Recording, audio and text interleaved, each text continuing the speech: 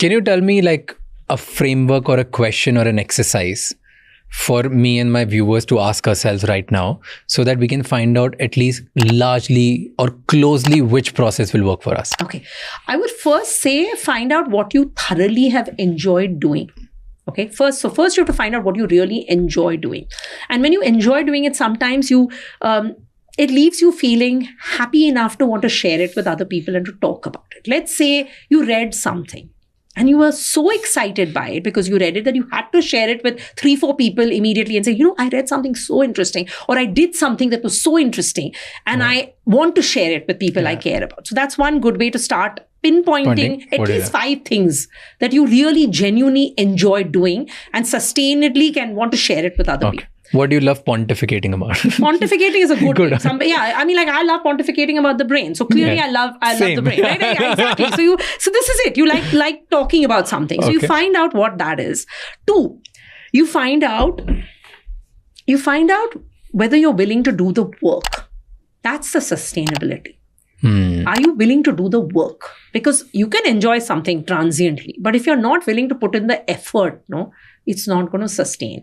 It doesn't matter whether you're a Michael Phelps or you're a Michael Jordan. In both those cases, those examples do not work without a ton of effort.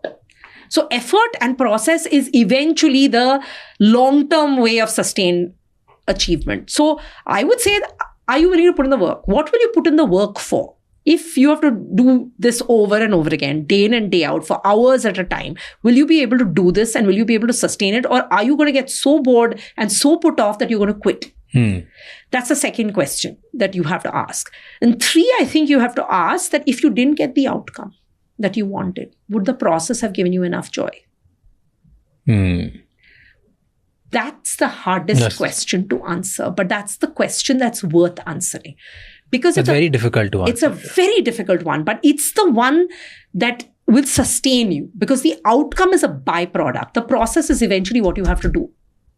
When you started, did you know you were going to be successful?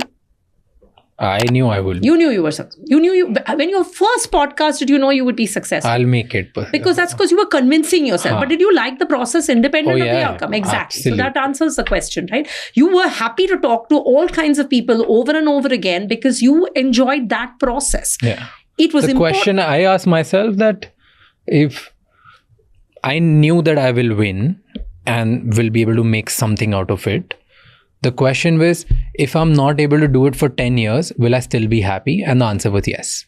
So that's a great question because you just answered that question, which was, if I did the process for 10 years and at 10-year point, I had still not hit the outcome I wanted, I'd have been happy those 10 years were spent doing that because I enjoyed those 10 years enough. That answers it. That's precisely it. Can you, if independent of the outcome, will you be able to sustain what is required of the process? If you are able to do that, you'll do the hard work. It'll also get to the goal because if you do this well enough, eventually you'll get to the goal. Eventually get to the goal. I think what happens is people become supremely outcome focused very quickly, are not willing to do the process and want the results yesterday.